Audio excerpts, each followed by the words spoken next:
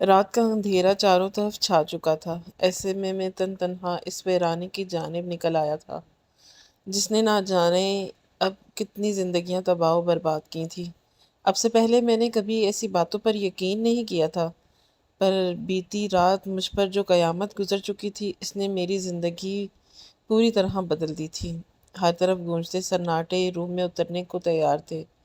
ایسے میں میری یہاں موجودگی کسی بھی ذی روح کے لیے عام سی بات نہیں تھی۔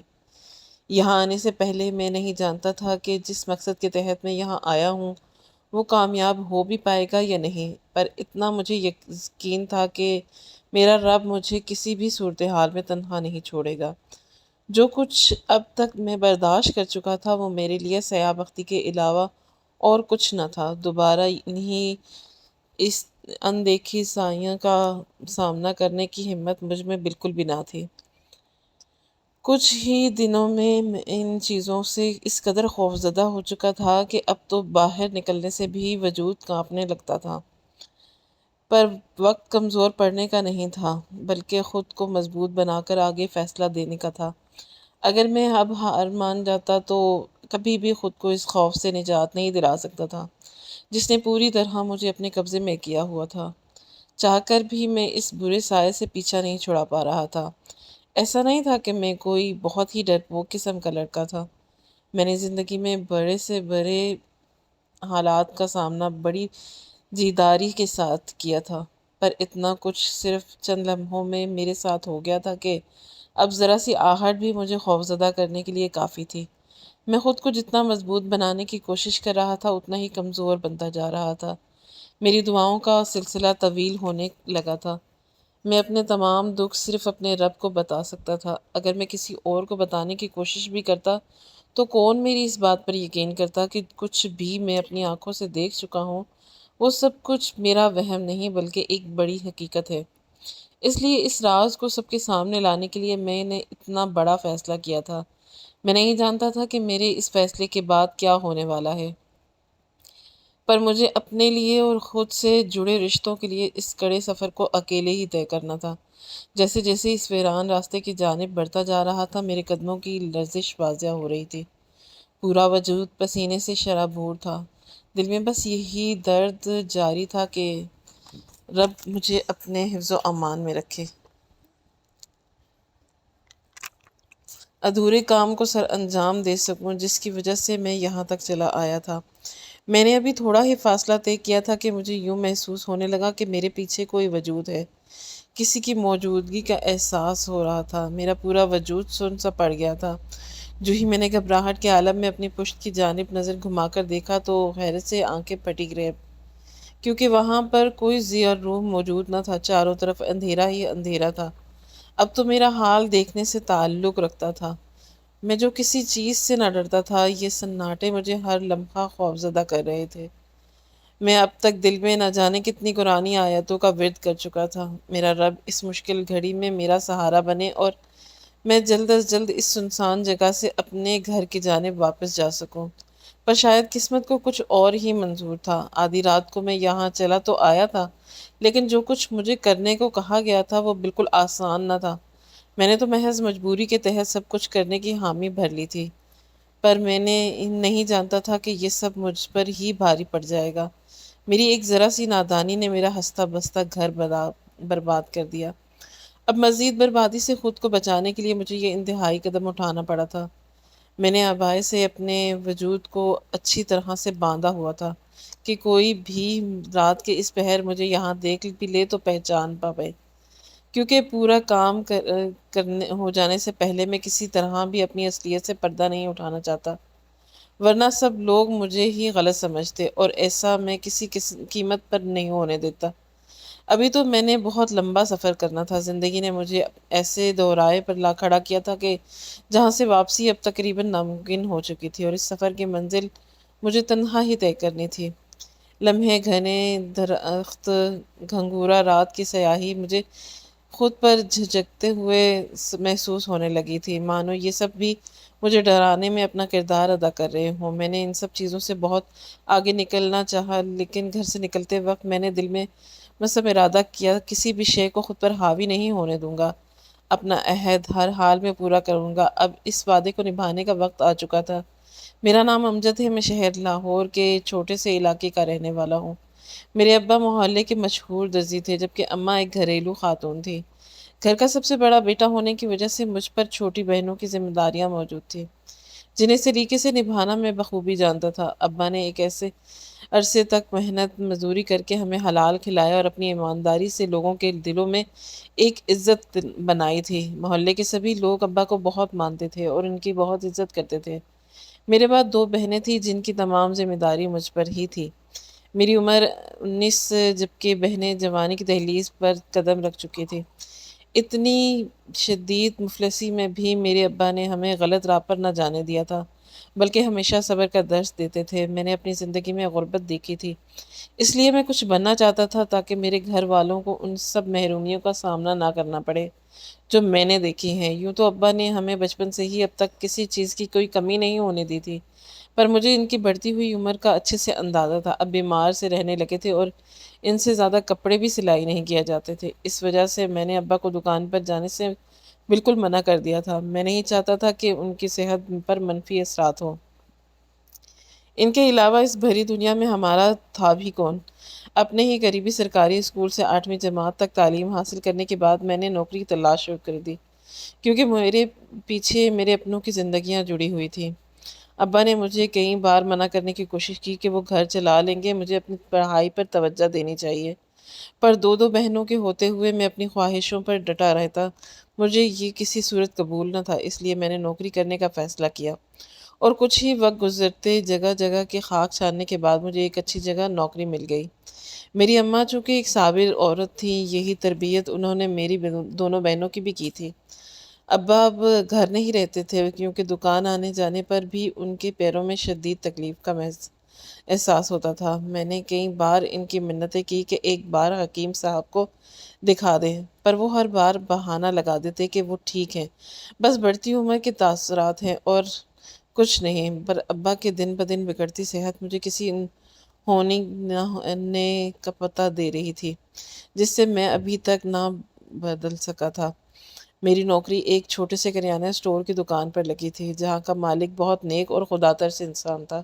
اسی ہی کی بدولت میرے گھر کے اخراجات اب اچھے سے ادا ہو رہے تھے، اور میں اپنی بہنوں کے بارے میں بھی سوچنے لگا تھا۔ میں نے اماں کو بتا دیا تھا کہ ہم دونوں بہنوں کی شادی اکٹھی ہی کریں گے۔ 25 سال کا ہو چکا تھا، جبکہ مجھے سے چھوٹی دو بہنیں 20 کی تھیں۔ اس کے باوجود میں نے اماں کو پہلے ان کا رشتہ تلاش کرنے کا بول دیا تھا۔ بڑھتی مہنگائی کا حالات کو پیش نظر میں اچھے سے سمجھ چکا تھا کہ آج کے دور میں بیٹی بیان کوئی آسان کام نہیں ہے، اس لیے میں چاہتا تھا کہ اماں ابا اپنی زندگی میں ہی ہم بہن بھائیوں کے فرض سے سبکدوش ہو جائیں اور باقی کی زندگی سہل ہو سکے۔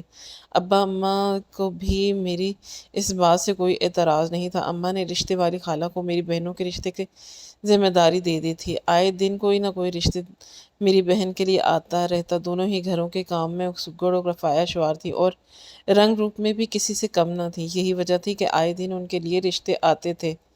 یہ بھی معمول کے مطابق ایک دن جب میں نوکری سے گھر واپس آیا تو اماں نے مجھے اپنے پاس ہی بٹھا لیا اور آج آنے والے خاص مہمانوں کے بارے میں بتایا۔ جو لوگ اماں کو میرے بہنوں کے اچھے لگے تھے، وہ لوگ کافی اچھے گھرانے سے تعلق رکھتے تھے۔ دونوں بھائیوں کی کپڑوں کی دکان تھی۔ ابا کو بھی میری بہنوں کے لیے یہ رشتہ معقول لگا تھا، بھلا مجھے اس بات پر کیا اعتراض ہو سکتا تھا؟ میں نے بھی اپنی رضامندی ظاہر کر دی اور یوں انن فانن میری دونوں بہنوں کی شادی ہو گئی۔ ہم لوگوں انہیں پہلے ہی بتا چکے تھے کہ ہمیں شادی سادگی سے کرنی ہے، اس لیے ان کی طرف سے کوئی بھی اعتراض نہیں تھا، بلکہ میری دونوں بہنیں بخوشی میرے ماں باپ کے سائے میں اپنے گھر سے رخصت ہوئی۔ اماں نے اپنی ساری جمع پونجی میری دونوں بہنوں پر لوٹا دی تھی۔ گھر سے رخصت ہوتے ہوئے اماں ابا نے انہیں خوب دعاؤں سے نوازا اور یوں میری دونوں بہنوں کے فرض سے ہم ایک سبکدوش ہو گئے۔ وقت یوں ہی تیز رفتاری سے گزر رہا تھا کہ ابا صحت دن بدن بگڑتی جا رہی تھی۔ ڈاکٹر کو چیک کروانے پہ پتہ چلا کہ ابا کے دونوں گردے ناکارہ ہو چکے ہیں اور ان کے پاس وقت بہت کم ہے۔ یہ سنتے ہی ایک نئی قیامت مجھ پر ٹوٹ پڑی تھی۔ ابھی تو میں صحیح سے خوشیوں کے دن بھی نہیں دیکھنے تھے اور ابا کی یہ حالت میرے حواس چھین گئے تھی۔ اس رات میرے گھر میں میری بوڑھی ماں، میری بہنیں، ہم سب بلک بلک کر روئے تھے۔ ابا کی اس بیماری نے تو جیسے ہمارے جسم سے لہو نچوڑ لیا تھا۔ اس بیماری کے بعد ابا کچھ وقت ہی زندہ رہے اور ہم اسی بھری دنیا میں اکیلا چھوڑ کر خالق حقیقی سے جا ملے۔ ان کا جانا میرے لیے کسی پہاڑ سے کم ثابت نہ ہوا۔ حالات بد سے بدتر ہونے لگے تھے۔ اماں کو ایسے میں میری دونوں بہنوں نے بڑی مشکلوں سے سنبھالا۔ ابا کے اس طرح اچانک چلے جانے کے بعد اماں کی حالت کافی خراب ہو گئی تھی اور اب تو اکیلے میں گھر میں ان کا دل بھی نہیں لگتا تھا۔ میری دونوں بہنوں میں سے کبھی ایک بہن آ کر اماں کے پاس رہتی اور کبھی ان کچھ دنوں کے لیے دوسری بہن آ کر اماں کے پاس رہتی تاکہ ان کا خیال رکھ سکیں، لیکن آخر کو انہیں اپنے گھر بھی سنبھالنا تھا۔ اس طرح سے وہ اپنا گھر چھوڑ کر اس گھر میں نہیں رہ سکتی تھی اور ان کو شادی کو بھی ابھی بہت زیادہ وقت نہیں گزرا تھا۔ ایسے میں جس طرح سے روز روز میکے سے آ جانا کچھ اچھا نہیں لگتا تھا۔ میں بھی اپنی نوکری کی وجہ سے پورا دن گھر نہیں سے باہر گزارتا تھا اور چاہ کر بھی چھٹی نہیں لے سکتا تھا، مگر چھٹی کرتا تو وہ لوگ مجھے کام سے نکال دیتے اور اتنی اچھی نوکری بڑی مشکلوں سے ملتی تھی۔ ایسا نہیں تھا کہ مجھے پیسوں کا لالچ تھا اور اماں کی فکر نہیں تھی۔ میں نوکری چھوڑ بھی دیتا اماں کی خاطر، لیکن پھر ہمارے گھر کے اخراجات کیسے پورے ہوتے؟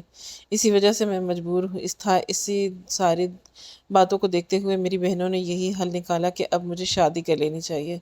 گھر میں میری بیوی آ جائے گی تو اماں کو سنبھال لے گی، اماں کا دل بھی بہلا دے گی اور انہیں بھی اسی طرح سے اماں کے گھر کی فکر نہیں ہوگی۔ اور ویسے بھی پہلے تو میں اس لیے شادی سے انکار کر رہا تھا کیونکہ میں چاہتا تھا کہ میری بہنیں اپنے گھر کی ہو جائیں، اور اب تو میری بہنیں بھی اپنے گھر کی ہو گئی تھیں۔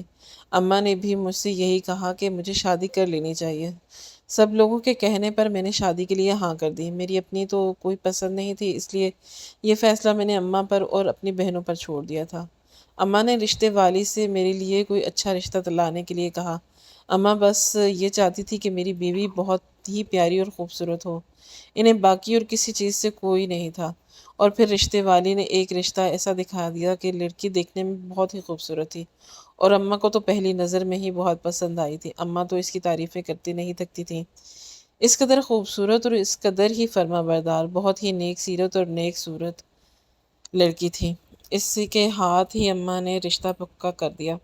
اماں نے مجھے بتایا تھا کہ لڑکی کے باپ کا انتقال ہو گیا ہے، دونوں ماں بیٹی اکیلے ہی رہتے ہیں۔ اس کے بعد اپنی زندگی میں ہی 2 منزلوں کا گھر بنا گئے تھے اور وہیں سے کرایہ آ رہا تھا۔ ان دونوں ماں بیٹی کا گزارا ہو رہا تھا۔ کچھ اس وجہ سے بھی اماں نے میرا رشتہ اس گھر میں کر دیا تھا کیونکہ وہ لڑکی یتیم تھی، اور اماں اس بات کو اچھی طرح سے سمجھ سکتی تھی کہ جب بیٹیوں کے رشتے جہیز کی وجہ سے اچھی جگہ نہیں ہو پاتے تو ماں باپ پر کیا گزرتی ہے۔ کیونکہ ہمارے گھر میں ایسا ہو چکا تھا، اس لیے میری اماں نے ہاں کر دی۔ مجھے بھی اس رشتے پر کوئی اعتراض نہیں تھا اور اس طرح سے اماں نے میری شادی کروا دی۔ میں اس وقت بات پر خوش تھا کیونکہ میری بیوی ایک اچھی لڑکی تھی اور یہ ساری باتیں مجھے اماں نے ہی بتائی تھیں، مگر شاید قسمت کو کچھ اور ہی منظور تھا۔ یہ دوسری مرتبہ ایسا ہوا تھا کہ ہمارے گھر خوشیاں آئی تھی اور ایک دم ماتم میں بدل گئی تھی۔ میری شادی کو دوسرا ہی دن گزرا تھا کہ اچانک سے میری بیوی کو جانے کیا ہوا تھا، کسی کو کچھ سمجھ نہیں آئی تھی اور میری بیوی کا انتقال ہو گیا۔ سب لوگ اس کی موت پر حیران اور پریشان تھے کہ اتنی خوبصورت اور جوان لڑکی کے اچانک سے کیا ہو گیا، لیکن کچھ سمجھ نہیں آیا تھا، جبکہ میری ساس کا کہنا تھا کہ وہ اپنی بیٹی کی تدفین اپنے گھر لے جا کر کریں گی۔ ہم نے بھی اس بات پر کوئی اعتراض نہیں کیا تھا اور میت ان کے حوالے کر دی تھی۔ میرے لیے یہ بہت بڑا صدمہ تھا۔ کچھ لوگوں نے تو اس بات کو وجہ بنا کر مجھے بھی منحوس کہنا شروع کر دیا تھا۔ شاید اپنی بیوی کی موت کا ذمہ دار میں ہی ہوں۔ مجھ سے شادی ہوتے ہی ایک خوبصورت اور ٹھیک ٹھاک لڑکی اپنی جان سے ہاتھ دھو بیٹھی تھی۔ مجھے ان باتوں سے فرق نہیں پڑتا تھا، لیکن اس لڑکی کے جانے کا افسوس مجھے تھا جو ابھی ایک دن پہلے ہی میرے نکاح میں آئی تھی، اور اس دن کے بعد سے گھر میں بھی سے وہی ویرانی پھیل گئی تھی۔ اب تو اماں کو زیادہ ٹینشن ہونے لگی تھی۔ اماں ہی کی خاطر میں نے شادی کے لیے ہاں کی تھی تاکہ اماں خوش رہ سکیں، لیکن مسئلہ تو وہیں کا وہیں تھا۔ اتنا کچھ کرنے کے بعد بھی کچھ حاصل نہیں ہوا تھا۔ سبھی لوگ بہت پریشان تھے کہ اب کیا کیا جائے۔ جب اماں نے میری دوسری شادی کرنے کا فیصلہ کیا، لیکن اب میرا رشتہ اب شادی کرنے کا بالکل بھی نہیں دل کر رہا تھا اور نہ ہی ایسا کرنا چاہتا تھا، لیکن اماں کی تنہائی کو دیکھتے ہوئے میں نے ہاں کر دی۔ مجھے اپنی پہلی بیوی کے مرنے کا بے حد افسوس تھا اور اتنی جلدی دوسری شادی کے بارے میں سوچ بھی نہیں سکتا تھا، مگر بات وہیں پر آ کر ختم ہو جاتی ہے کہ اماں کی ایسی حالت تھی کہ وہ گھر پہ اکیلی نہیں رہ سکتی تھی۔ اپنی بہنوں کو میں روز روز گھر بلا کر پریشان نہیں کرنا چاہتا تھا۔ میں چاہتا تھا کہ وہ اپنے گھر میں رہ کر اپنی ذمہ داریوں کو سنبھالیں تاکہ ان کے سسرال والوں کو ان سے کوئی شکایت نہ ہو۔ پھر اماں نے میرے لیے نئے سرے سے رشتہ تلاش کرنا شروع کر دیا۔ ان کا بھرپور ساتھ دیا تھا۔ آخر کار تھوڑے ہی رشتے دیکھنے کے بعد میری اماں کو ایک اور لڑکی پسند آ گئی، اور وہ لوگ بھی ہماری ہی طرح درمیانے طبقے کے تھے۔ اماں نے ہاں کر دی تھی اور ان سے یہی کہا تھا کہ ہم جہیز کے نام پر کچھ بھی نہیں لینا چاہتے، بس وہ اپنی بیٹی کو عزت سے سادگی سے رخصت کروا دیں۔ یہی ہمارے لیے کافی تھا۔ میں نے اماں کو پہلے ہی منع کر دیا تھا کہ مجھے کسی قسم کا کوئی شور شرابہ نہیں چاہیے، بس خاموشی سے نکاح کر دیں اور ہم لڑکی کو رخصت کروا کے گھر لے آئیں گے۔ اماں بھی ساری باتوں کو سمجھتی تھی۔ میں پہلے حادثے کی وجہ سے پریشان بھی تھی، اسی لیے انہوں نے بھی اس بات کو زیادہ زور نہیں دیا۔ یہی خواہش تھی کہ شادی سادگی سے ہو۔ میری دوسری شادی ہو گئی تھی اور میری دوسری بیوی رخصت ہو کر میرے گھر آ گئی تھی۔ ابھی شادی کو 2 ہی دن گزرے تھے کہ جب میری بیوی نے ایک ایسی بات کہی جسے سن کر میں حیران ہو گیا۔ جو کمرہ میرا تھا، جس کمرے میں ہم لوگ رہتے تھے، میری بیوی کا کہنا تھا کہ میں اس کمرے میں نہیں رہوں گی کیونکہ میری سوتن اس کمرے میں رہتی ہے۔ مجھے لگا کہ شاید اس کمرے میں موجود چیزوں کی وجہ سے اسے اس بات کا احساس ہوتا ہے کہ میری پہلی بیوی کی نشانیاں ہیں، کیونکہ ہم لوگوں نے ان لوگوں سے کچھ بھی نہیں چھپایا تھا۔ میرے کہنے پر اماں نے لوگوں کو سب کچھ سچ سچ بتا دیا تھا۔ کسی طرح سے میری پہلے بھی شادی ہو چکی تھی اور شادی کے 1 دن بعد ہی میری بیوی کا انتقال ہو گیا تھا۔ انہیں اس بات پر کوئی اعتراض نہیں تھا، لیکن میری بیوی اس کمرے میں رہنا نہیں چاہتی تھی۔ میں نے بھی اسے مجبور نہیں کیا تھا، یہ سوچتے ہوئے کہ شاید اس کی چیزوں سے الجھن ہوتی ہو یا شاید وہ کسی جلن کی وجہ سے اس کمرے میں نہیں رہتی ہو۔ میں نے دوسرا کمرہ کھلوا کر وہاں کی صفائی کروائی، یہاں تک کہ سارا سامان بھی نیا کھلوایا تھا، اور میں اپنی بیوی کو لے کر اس کمرے میں رہنے لگا، جبکہ اس پرانے کمرے کو سامان سمیت میں نے بند کر دیا تھا۔ کچھ دن اسی طرح سکون سے گزرنے تھے لیکن پھر ایک دن کچھ ایسا ہوا کہ جس نے میرے رونگٹے کھڑے کر دیے تھے۔ رات کے وقت میری آنکھ کھلی تو ایسا اکثر میرے ساتھ ہوتا تھا۔ پچھلے 4 سال سے یہ سب کچھ ہو رہا تھا۔ جب میری زندگی میں وہ حادثہ ہوا تھا کہ اس کے بعد میں بہت کم چین کی نیند سوتا، اور اکثر اوقات تو مجھے سونے کے لیے نیند کی دوا لینی پڑتی تھی، کیونکہ پرانی باتوں کو بھلایا نہیں جا سکتا تھا۔ کچھ بھی ہوا تھا، کوئی بھی اس واقعے سے واقف نہیں تھا میری زندگی میں کیا ہو چکا ہے، اور نہ ہی میں نے کبھی کسی کو اس بارے میں کسی کو کچھ بتایا تھا۔ یہ راز میں نے اپنے سینے میں ہی دفن کر دیا تھا۔ یہی راز اکثر میری رات کی نیندیں اڑا دیتا تھا۔ اس رات بھی میں اٹھ کر بیٹھا تھا، بے چینی کی وجہ سے میں کمرے سے باہر نکل آیا جب مجھے احساس ہوا کہ ہمارے پرانے کمرے میں سے کچھ عجیب و غریب قسم کی آوازیں آ رہی ہیں۔ جیسے ہی ان آوازوں کو محسوس کرتا ہوا اس کمرے کی طرف گیا اور یوں ہی کھڑا کھڑکی سے اندر جھانکا تو سامنے کا منظر دیکھ کر میری روح، کیونکہ میری پہلی بیوی تو بیڈ پر گھونگھٹ ڈالے ہوئے بیٹھی تھی اور اس نے گھونگھٹ اٹھا کر مجھے دیکھا تھا اور ہاتھ کے اشارے سے مجھے اپنے پاس آنے کو کہا تھا۔ یہ دیکھ کر میں گھبرا گیا تھا۔ جیسے ہی میں پیچھے ہٹا، میں نے دروازے پر دیکھا تو وہاں پر تالا لگا تھا۔ میں نے ہی تالا لگایا تھا۔ ایسے میں کسی کا اندر ہونا بہت حیرت کی بات تھی۔ جب میں نے دوبارہ کھڑکی سے جھانک کر اندر دیکھا تو وہاں کوئی نہیں تھا۔ فوراً اپنے کمرے میں واپس آ گیا تھا۔ گھبراہٹ سے اور پریشانی سے مجھے پسینے آنے لگے تھے۔ سمجھ نہیں آیا تھا کہ یہ کیا ہوا، اور پھر مجھے یہی لگا کہ شاید میرا وہم ہو، کیونکہ میں پہلے ہی اس پرانے واقعے کی وجہ سے پریشانی اور اذیت میں تھا۔ شاید اسی وجہ سے مجھے ایسا محسوس ہوا تھا۔ میں نے اس بات کو نظر انداز کر دیا تھا اور کسی کو اس کا ذکر بھی نہ کیا تھا۔ اس کے بعد اکثر ایسا ہونے لگا تھا۔ مجھے رات کو سوتے ہوئے اپنی بیوی کی آوازیں سنائی دیتی تھیں، اور جیسے ہی وہ مجھے بلا رہی ہو، اور اب تو میری رہی سہی نیند بھی تباہ ہو گئی تھی۔ میری آنکھ کھلتی اور جیسے ہی میں اپنے پرانے کمرے کی جانب جاتا تو مجھے اندر سے اپنی بیوی کی آوازیں سنائی دیتی اور مجھے دکھائی دیتی تھی وہ مجھ سے یہی کہتی تھی کہ میں نے اس کے ساتھ بے وفائی کی ہے، اس کے جاتے ہی دوسری شادی کر لی اور مجھے اپنے ساتھ لے جانا چاہتی تھی، اور اس لیے وہ واپس آئی تھی۔ ان ساری چیزوں نے مجھے بری طرح سے پاگل کر دیا تھا۔ کچھ سمجھ نہیں آ رہا تھا یہ سب کچھ کیا ہو رہا ہے، میرا کوئی خواب یا پھر وہم تھا۔ مجھے واقعی ہی اپنی بیوی کی دکھائی دیتی تھی، لیکن جب میں پلٹ کر دیکھتا تھا تو وہاں کچھ بھی نہیں ہوتا تھا۔ اس کا مطلب یہ تھا کہ میری بیوی سچ کہتی تھی۔ اسے بھی یہی لگتا تھا کہ اس کمرے میں میری پہلی بیوی موجود ہے، اس لیے وہ یہ کہتی تھی کہ یہ اس کی سوتن کا کمرہ ہے۔ کہیں ایسا تو نہیں تھا کہ میری پہلی بیوی کی موجودگی میری دوسری بیوی نے بھی محسوس کی ہو، لیکن ایسا کیسے ممکن ہے؟ مرنے والے لوگ واپس کیسے آتے ہیں؟ آہستہ آہستہ یہ واقعہ میرے ساتھ بڑھنے لگ گیا تھا اور میں نے اپنے کام پر جانا بھی چھوڑ دیا تھا۔ میں نے اپنے آپ کو کمرے تک محدود کر لیا تھا۔ مجھے لگتا تھا کہ بہت جلد پاگل ہو جاؤں گا، لیکن میں اتنی آسانی سے ہار نہیں مان سکتا تھا۔ مجھے اپنی ماں کو سنبھالنا تھا اور اس گھر کو چلانا تھا۔ پھر میں نے سوچ لیا تھا کہ مجھے کیا کرنا ہے، اور اس بار میں بہت محتاط تھا۔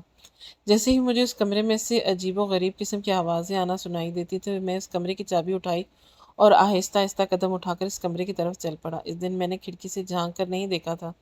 میں نے بنا کسی چیز کی پرواہ کیے کمرے کا تالا کھولا تھا تاکہ میں جان سکوں کہ آخر یہ راز کیا تھا۔ جو ہوگا دیکھا جائے گا۔ میں بنا کسی خوف کے کمرے میں داخل ہوا تھا۔ اب جو بھی تھا مجھے منظور تھا۔ جیسے ہی میں کمرے میں داخل ہوا اور میں نے روشنی کی تھی تو میری بیوی واقعی ہی اس کمرے میں موجود تھی۔ میں آہستہ آہستہ قدم لیتا اس کی طرف بڑھنے لگا کیونکہ میں اس سارے کھیل سے تنگ آ چکا تھا۔ اگر وہ مجھے واقعی ہی اپنے ساتھ لے جانا چاہتی تھی تو میں جانے کے لیے تیار تھا۔ مجھے جیسے ہی اس کے قریب آ گیا تو میں نے اس سے ہاتھ لگایا تو یہ دیکھ کر میں حیران رہ گیا کہ میری بیوی واقعی ہی اس کمرے میں زندہ اور صحیح سلامت موجود تھی۔ اس کا مطلب یہ تھا کہ وہ مجھے دھوکہ دے رہی تھی۔ وہی سب کچھ مجھے ڈرانے کے لیے کر رہی تھی جبکہ وہ زندہ تھی۔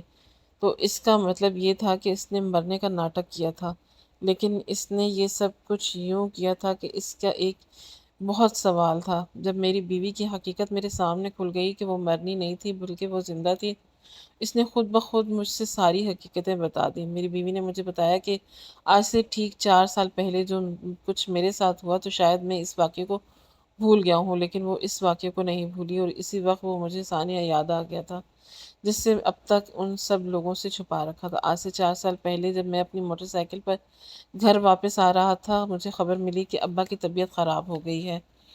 میں بہت تیزی سے گھر واپس آ رہا تھا۔ اچانک سے ایک بلی کا بچہ گھر سے سائیکل لے کر نکلا تھا، اور اس بچے کو ایک بچہ گلی سے سائیکل لے کر نکلا تھا۔ اس بچے کا میری بائک کے ساتھ بہت بڑا ایکسیڈنٹ ہوا اور وہ بچہ وہیں پر دم توڑ گیا تھا۔ میں یہ سارا منظر دیکھ کر وہاں سے بھاگ آیا تھا، اور میں نے اس بات کا ذکر کسی سے بھی نہیں کیا تھا کیونکہ میرے پر میری بہنوں کی ذمہ داری تھی۔ اگر میں وہاں سے نہ بھاگتا تو میں جیل چلا جاتا، اور اس کے بعد میری بوڑھی ماں اور میری بہنوں کا کیا ہوتا؟ اور ویسے بھی جو کچھ ہوا تھا اس میں میری غلطی نہیں تھی، لیکن پھر بھی میں نے اس راز کو راز رہنے دیا۔ میری پہلی بیوی کا کہنا تھا کہ وہ بچہ اس کا چھوٹا بھائی تھا، اور وہ وہی بہن بھائی تھا۔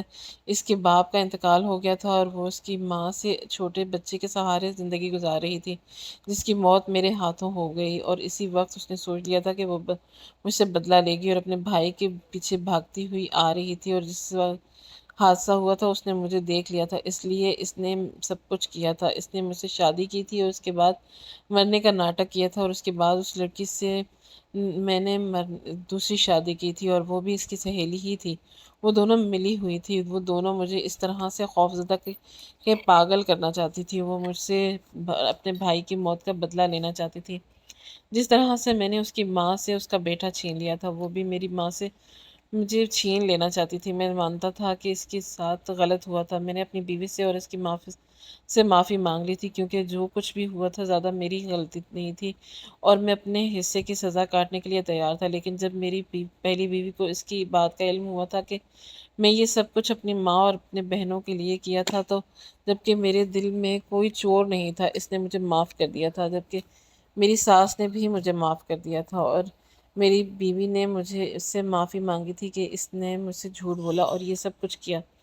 میری پہلی بیوی گھر واپس آ گئی تھی جبکہ میری دوسری بیوی نے صرف اپنی سہیلی کے ساتھ دینے کے لیے یہ شادی کی تھی، لیکن شادی تو ہو گئی تھی۔ ایسے میں وہ دونوں میری بیویاں تھیں اور دونوں نے اچھی سہیلیاں ہی تھیں، اس لیے ہم دونوں نے ہنسی خوشی ایک دوسرے کے ساتھ رہنا شروع کر دیا، اور میں نے اپنی دونوں بیویوں کو خوشی خوشی قبول کر لیا تھا۔ دونوں میں سے میں نے کسی کو نہیں چھوڑا تھا بلکہ دونوں کے حقوق اچھے طریقے سے ادا کرنے کے لیے بھرپور کوشش کرتا تھا۔